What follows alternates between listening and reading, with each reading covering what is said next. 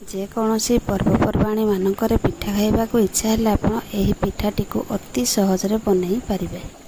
ଆଜି ଆମେ ଏକଦମ ଫୁଲା ଫୁଲା ନରମ ନରମ ଚାଉଳ କାକରା ପିଠା ବନେଇବା। ପିଠା ଖାଇବାକୁ ଉପର କ୍ରିସ୍ପି ଓ ଭିତରୁ ନରମ ଜୁସି ରହିବ। ଅଲଗା କାକରା ପିଠା ଭଳି ଏହି କାକରା ପିଠା ସ୍ୱାଦିଷ୍ଟ ଲାଗିବ। ଆମେ ଏଠି 1 ଗିନା ଅରୁଆ ଚାଉଳ ନେଇଛନ୍ତି। 6 ରୁ 7 ଘଣ୍ଟା ବତୁରେଇକି ରଖିଦେବା।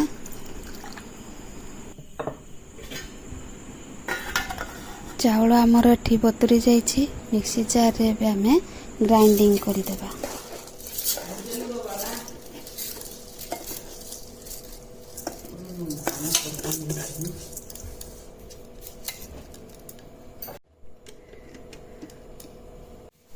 ଏଠି ଆମର ଆଣ ପ୍ରସ୍ତୁତ ଏବେ ହେଇଯାଇଛି।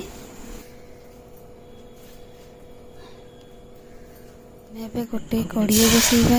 କଡ଼େଇରେ ଆମେ ଏଠି 1 ଚାମଚ ଘିଅ ଆଉ ସ୍ୱାଦ ଅନୁସାରେ ଲୁଣ, 1 ଗିନା ଗୁଡ଼ ନେଇଯାଇଛନ୍ତି।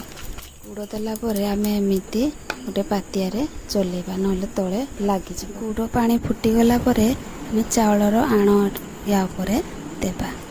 ଏମିତି ଗୋଳଉଥିବେ, ନହେଲେ ତଳେ ଲାଗିଯିବ। ଏମିତି ଆମେ ଗୋଳେଇ ଗୋଳେଇ ଏବେ ଜନ୍ତଣି ଆମର ପ୍ରସ୍ତୁତ ହେଇଯାଇଛି। ପୁର ପ୍ରସ୍ତୁତ କରିବା ପାଇଁ ଆମେ ଏଠି 1 ଗିନା ରାଶି ନେଇଯାଇଛନ୍ତି। ରାଶିକୁ ଏମିତି ଆମେ ଗୋଲ୍ଡେନ ବ୍ରାଉନ୍ ହେବା ପର୍ଯ୍ୟନ୍ତ ଆମେ ଭାଜିବା। ତାପରେ ଆମେ ଗୋଟେ ପ୍ଲେଟରେ ଢାଳିଦେବା। ରାଶି ଥଣ୍ଡା ହେଲେ ଆମେ ମିକ୍ସି ଜାରରେ ଦେବା ଏବଂ ଗୁଡ଼ ସ୍ୱାଦ ଅନୁସାରେ ଦେବା।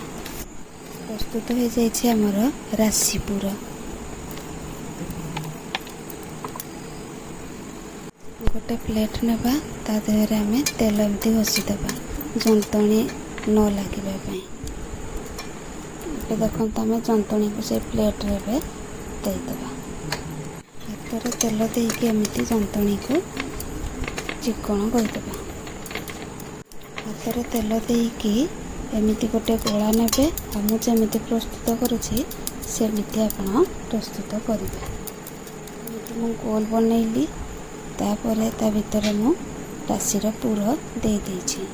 ତାପରେ ଏମିତି କରିକି ଆପଣ ପିଠା ପ୍ରସ୍ତୁତ କରିବେ।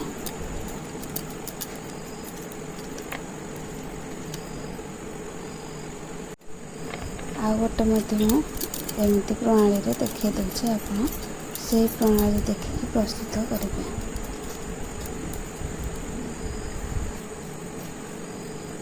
ଦେଖନ୍ତୁ ମୁଁ ଏମିତି ପିଠାଟି ପ୍ରସ୍ତୁତ କରିନେଇଛି। ଯେମିତି ଫାଟିବ ନାହିଁ ସେମିତି ଆପଣ ଚିକଣ କରିନେବେ। ପିଠା କେମିତି ଚିକଣ ହେଇଯାଇଛି। ଗୋଟେ କଡ଼େଇରେ ଆମେ ପିଠା ଛାଣିବା ପାଇଁ ତେଲ ଦେବା। ତେଲ ଗରମ ହେଲେ ଆମେ ଏମିତି ପିଠା ଗୋଟେ ପରେ ଗୋଟେ ଦେବା। ପିଠା ଆମର ଗୋଲ୍ଡେନ ବ୍ରାଉନ୍ ହେଲା ପର୍ଯ୍ୟନ୍ତ ଆମେ ଏମିତି ଛାଣିବା। ଦେଖନ୍ତୁ କେତେ ସୁନ୍ଦର ଫୁଲା ଫୁଲା ହେଇଯାଇଛି ପିଠାଟି ଆମର। ପ୍ଲେଟ୍ରେ ପିଠାକୁ ଆମେ ରଖିଦେବା। ସେହି ପ୍ରଣାଳୀରେ ଆଉ ଥରେ ମଧ୍ୟ ଆପଣ ଦେଖିଦିଅନ୍ତୁ। ଏବେ ପ୍ରସ୍ତୁତ ହେଇଯାଇଛି ଆମର ରାଶି ପୁର ଦିଆ ଚାଉଳ କାକରା। ଆପଣ ଏମିତି ପ୍ରସ୍ତୁତ କରିକି ଖାଆନ୍ତୁ।